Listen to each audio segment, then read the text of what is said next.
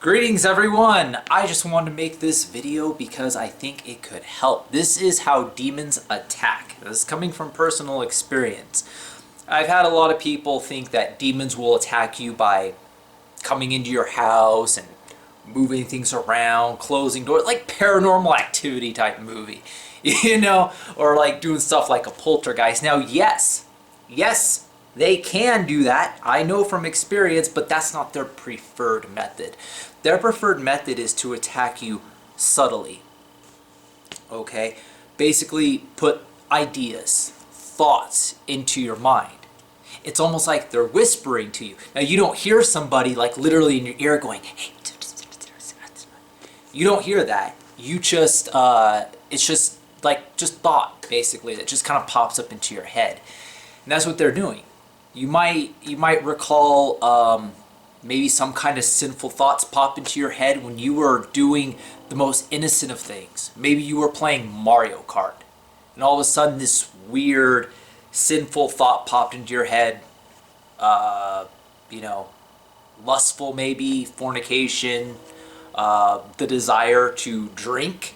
Maybe if you have a problem with alcohol and you're like, I'm not going to be drunk anymore, I'm not going to touch that stuff. But you're playing Mario Kart and all of a sudden there's a thought, hey, it would make this game really great if you were drunk. And it's okay because you're driving in a video game, not in real life, things like that. That's how they attack. And that's why it's very important to train yourself in your mind. Hey, I'm doing that myself, trust me. To train your mind to, it's kind of funny when I say this, to not listen to your own thoughts, basically. Don't trust your thoughts. Don't trust your feelings. I'm a little shaky. I don't feel cold, but my body's shaking. I don't know why it does that. If I put some heat on my body, it'll stop. So, I don't feel cold, so I don't see no need. Just try to ignore it. If my voice is shaking, I'm sorry. I don't know. But anyway, there's something that proves that in the Bible. There is a scripture that I would like to read to you that proves that you shouldn't trust your own thoughts. Jeremiah 17:9 says, "The heart is deceitful above all things. The heart is deceitful above all things and desperately wicked. Who can know it?" Now on to 10. "I, the Lord, search the heart. I test the mind, even to give every man according to his ways, according to the fruit of his doings." I'm going to read 11 too, just because it's very interesting. "As a partridge that broods but does not hatch, so is he who gets riches, but not by right. It will leave him in the midst of his days, and at his end he will be a fool." Yikes. This is under Judah's sin and punishment. 17:9, "The heart is deceitful above all things and desperately wicked."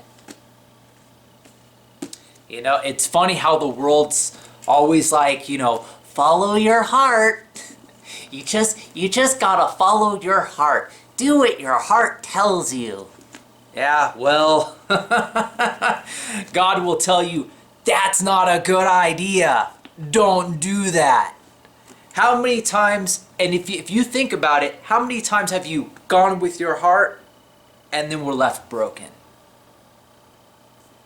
You see what I mean? You went with your heart and turned out, that didn't work out too well. That wasn't too good. Well, there you have it. Because the heart is deceitful above all things, desperately wicked. And that's how demons will attack. Most of the time. A lot of the time, they won't attack people, as like a ghost. They're kind of all demons. There's no difference really, but they won't do that to some people. Some people will never witness a paranormal thing happen in their life at all. Why? Well, because if they did, they might be more inclined to search for truth, to search out why. And if they happen upon Scripture, that's a problem. The demons don't want them to know of the truth. So they don't do anything paranormal to them at all whatsoever. If they're like, nothing paranormal's ever happened with me, I don't believe it. A lot of the time, they don't believe, they don't follow Jesus at all. So, now that you know this is how demons are going to attack you, is subtly be aware of your thoughts and don't always trust them. Okay? It'll lead you into some trouble. I know. Sometimes you can't even trust your own feelings. You might, that's kind of what it's talking about too. Your heart, kind of like your thoughts and your feelings, right? Sometimes you'll feel something and it may not be good in the long run. It may not be, maybe it felt right in the beginning and then later on. I'm just trying to give you warning in every possible example that I can give, because it is a serious thing.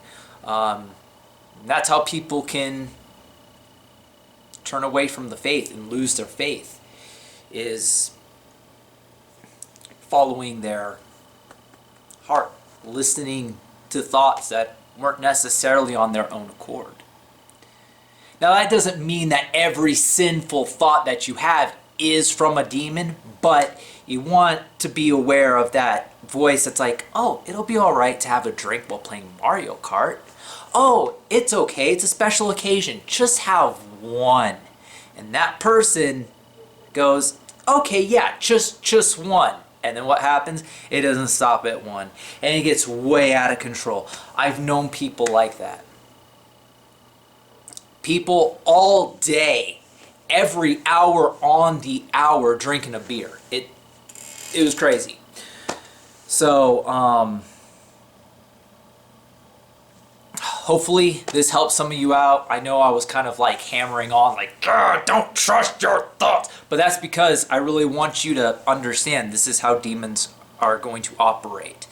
Especially when you're getting close to the truth. Oh, they're going to throw every kind of diversion at you, every kind of deceitful message that they can, like, oh, all roads lead to God, or, something weird like that, some kind of like duality, like, oh, you can do both, just make sure your good outweighs your bad and you'll get, no, that's not how it works. You can't serve two masters, but that's a whole other video. I just hope you got the point, and I hope I prepared you. If you really want to get prepared for when demons attack you, you want to use the armor of God. I will post a link in the description because I found a video that teaches you how to use the armor of God, and I was like, whoa, this is amazing. I didn't even know this stuff. So I'm not going to try to explain it because he does a great job. I'm not affiliated with him. He doesn't even know I exist. But a link to his video will be in the description. It's how to use the armor of God. Really great channel too. You can watch his stuff. If you like these videos, please make sure you subscribe for more. Make sure you click that thumbs up button. And as always, God bless you. Wear your armor. Till next time.